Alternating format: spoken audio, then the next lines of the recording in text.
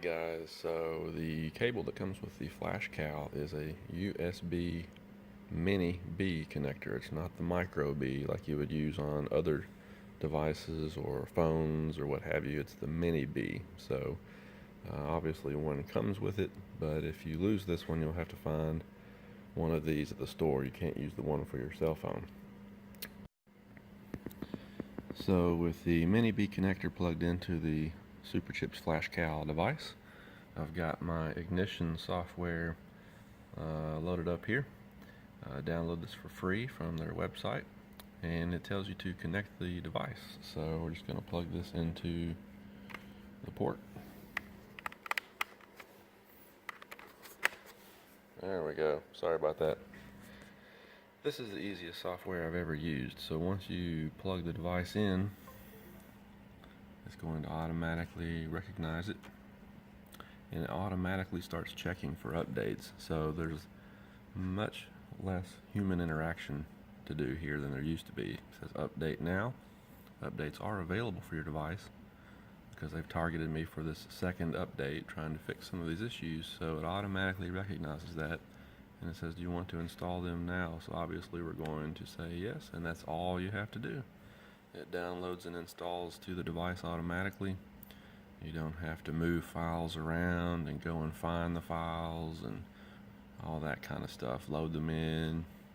It just automatically does all this for you now. So very, very, very simple. Supposedly they've got some really cool updates on here this time, so we're going to go out to the JL and try it out. See what they've done. Reboot device. Press the OK button on the device for 3 seconds in order to finish the update process. So just hold this down for 3 seconds, and there it goes. Very, very simple, guys. I do like this ignition software and the way they've set this up. Makes for a really simple update process. You know, for people, especially people who haven't fooled with these tuners before, it makes this really, really easy. This one's actually taking a little bit longer than the last update they sent me, so they must have really made some wholesale changes in here, and then they try to sell you on some of this stuff, which I don't want to do right now. So we're just going to ignore this and go out to the JL and see what these updates have done. Dixie, you're not going to help me out?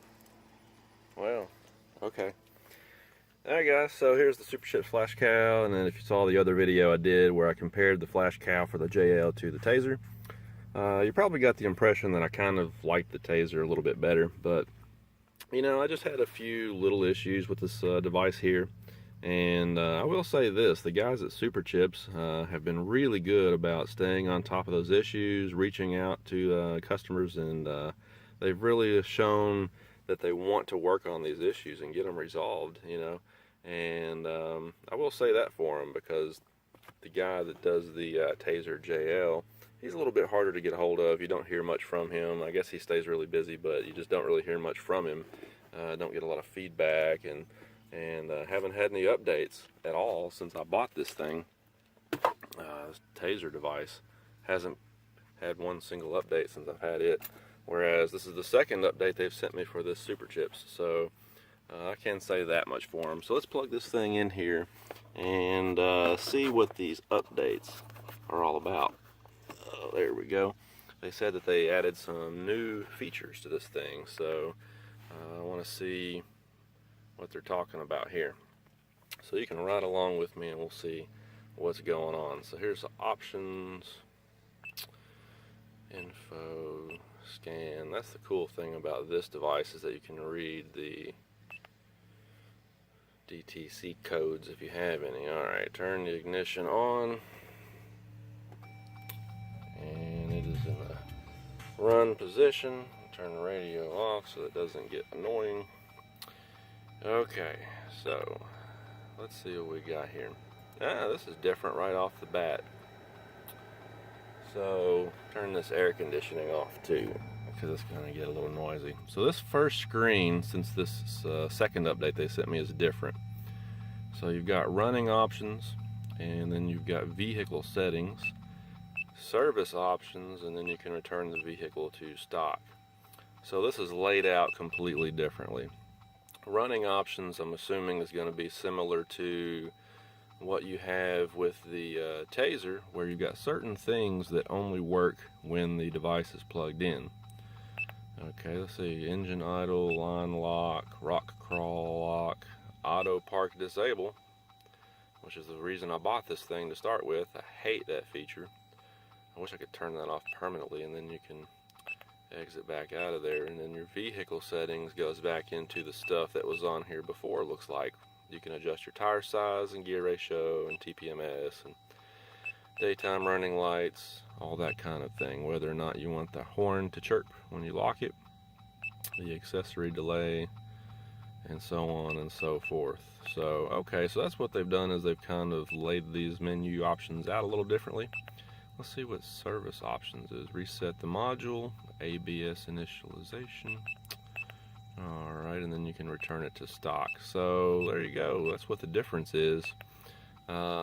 Looks like now the AutoPark disable is going to be one of those features where you have to choose it, and then it will disable AutoPark on that key cycle while this thing is, well, I don't know if you have to leave it plugged in necessarily, but you can select that and then it'll disable it during that key cycle. And then the next time around you have to do it again since it's a running option. So I guess maybe it's better than nothing, but I would kind of like for AutoPark to be able to, to be able to just turn it off permanently. But there you go, so that's what the differences are. I may try this out a little bit today and see if it works a little better than it did before.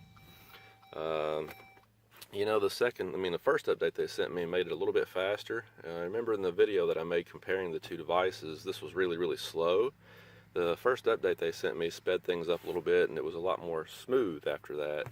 And some of the other options that weren't working started working, so that was a good step. Maybe this second update has fixed everything else. We'll try it out, and I'll give it a whirl, see what it's like. But so if you're wondering what the update is for these, that's what it is. It's just kind of changed some of the way they lay the menus out, and there's a couple of new features in there. So, all right, guys, I'm going to wrap this up now and try this out. We'll talk to you later.